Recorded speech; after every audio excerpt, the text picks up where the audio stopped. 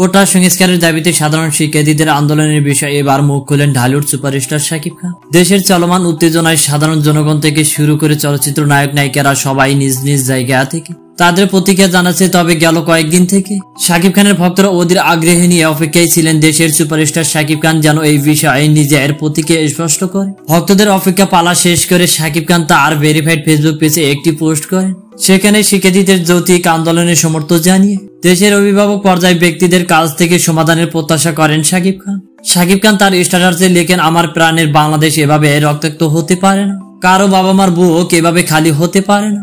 আপনারা যারা অভিভাবক পর্যায়ে আছেন তাদের কাছে অনুরোধ রইল, এখনই আন্দোলন শিক্ষার্থীদের সাথে কথা বলুন, এই আন্দোলন যৌক্তিক সমাধান বের করুন। শাকিব খানের এমন পোস্টে মুহূর্তের মধ্যে কমেন্টের জ্বর উঠে যায়।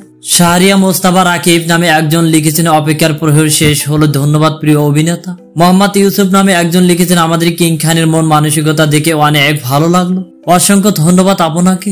মোহাম্মদ মীর হোসেন লিখেছেন, আপনাকে অনেক অনেক ধন্যবাদ শিক্ষার্থীদের পক্ষে এরকম পোস্ট করার জন্য।